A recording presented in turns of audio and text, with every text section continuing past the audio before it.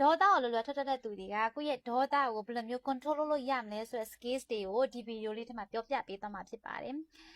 ဒေါသကိုထွက်လာတဲ့အခါမှာပေါ့နော်ကိုကချက်ချင်းမတုံ့ပြန်ပဲနဲ့ပထမဆုံးချက်အနေနဲ့ဆိုလို့ရှိရင်တော့ဘာလို့တင်လဲဆိုလို့ရှိရင်ဒီ pause skill ကိုအသုံးပြုတင်တယ်ပေါ့နော် pause skill ဆိုတာက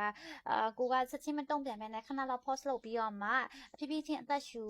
တဲ့အခါမှာလည်း4 second ရှူမယ်4 second hold လုပ်ထားမယ်ပြီးတော့မှ6 second ပေါ့နော်ရှူထုတ်မယ်အဲ့လိုမျိုးလေးကိုလုပ်ပြီးတော့မှကိုကပြန်ပြီးတော့မှတုံ့ပြန်တာမျိုးလုပ်ပေးတာကိုယ့်ရဲ့ဒေါသကို control လုပ်တဲ့အခါမှာအရင်ကအသုံးဝင်ပါတယ်နောက်တစ်ချက်အနေနဲ့ကိုကဒေါသထွက်တဲ့အခါမှာပေါ့နော်ဘာကြောင့်ဒေါသထွက်ရတာလဲဆိုတဲ့ဒီ trigger တွေကိုအရင်ဆုံးသိအောင်လုပ်မယ်ကိုကမလေးမစားလုပ်ခံရတဲ့ရလို့ဒေါသထွက်တာလားဒါမှမဟုတ်လို့ရှိရင်ကို ignore လုပ်ခံရတာပေါ့နော်လှလှရှုခံရတာကြောင့်မလို့ကိုကဒေါသထွက်တာလားဒါမှမဟုတ်လို့ရှိရင်ကိုကိုပေါ့နော်ဒီလိုမျိုးတစ်ခုခုပုံမှာမတရားသဖြင့်ခံလိုက်ရတော့ဒေါသထွက်တာလားဆိုတဲ့အကြောင်းအရာကိုအရင်ဆုံးသိအောင်လုပ်မယ်ဒီလိုမျိုး trigger တွေကိုသိအောင်လုပ်တာကိုရဲ့ emotion ကို control တဲ့အခါမှာအရင်ကအထောက်အကူဖြစ်တယ်ကွာအဲ့တော့ဒေါသထွက်တယ်ဆိုတဲ့အခါမှာလေကိုက body energy ကိုထုတ်သုံးရတာဖြစ်တဲ့အတွက်ပေါ့နော်ဒေါသထွက်လာပြီဆိုလို့ရှိရင်ဒီလိုမျိုး listen can လောက်တာမျိုး workout လောက်တာမျိုးပြေးတာမျိုးရေချိုးတာမျိုးလောက်တာက body ကို calm down ဖြစ်စေပြီးတော့မှကိုယ့်ရဲ့ mind ကိုလည်း calm down ဖြစ်စေတဲ့အတွက်ဒီ anger တွေကိုလည်းနည်းနည်းပေါ့နော် calm down ဖြစ်စေနိုင်တယ်ရော့သွားနိုင်တယ်ပေါ့နော်အဲ့လိုမျိုးတွေလည်းလုပ်ပေး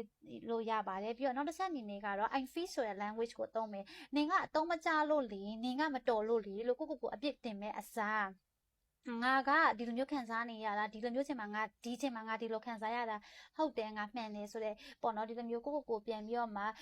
ဒီလို awareness ဖြစ်စေတဲ့ဟာမျိုးပေါ့နော်အဲ့လိုမျိုးဟာမျိုးကိုပြန်ပြီးတော့မှပြောပေးမယ်ပြီးတော့မှနောက်တစ်ချက်အနေနဲ့ဆိုလို့ရှိရင်ဒီ emotion တွေ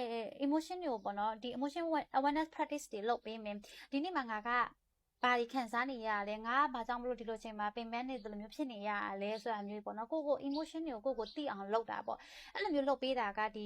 ဒေါသထွက်လာတဲ့အခါမှာပေါ့နော်ဒီ anger ကို management လုပ်တဲ့အခါမှာပိုကိုယ့်အတွက်ပေါ့နော်အရန်အထောက်အကူဖြစ်စေတယ်နောက်တစ်ချက်အနေနဲ့ဆိုလို့ရှိရင်ပေါ့ဒီ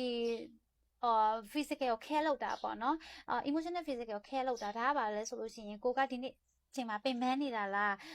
ဒါမှမဟုတ်လို့ရှိရင်အရင်မဝဘူးလားဗိုက်စာနေရလားပေါ့နော်ကိုကအရင်မဝဘူးဗိုက်စာနေတယ်ဆိုလို့ရှိရင်လည်းဒီဒေါသကပို့ပြီးတော့မှထွက်စေတယ်ကွာအဲ့ကြောင့်မို့ကိုလည်းဒီဟာဘာဖြစ်နေရလဲဆိုတဲ့ business needs တွေကိုလည်း economic လုပ်ပဲနဲ့ကို care လုပ်ပေးမယ်နောက်ဆက်နေနေကိုဒီလိုမျိုးဒေါသထွက်တယ်ဆိုတာဟာပေါ့နော်ကိုကမကောင်းတဲ့သူကိုက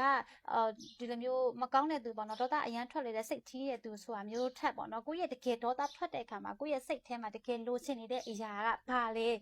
ပုံခွေထားတဲ့အရာကဘာလဲဆိုတော့ကိုအရင်ဆုံးသိအောင်လုပ်တယ်ဆိုလို့ရှိရင်ဒေါသကို management လုပ်တဲ့အခါမှာပို့ပြီးတော့မှလွယ်ကူစေပါတယ်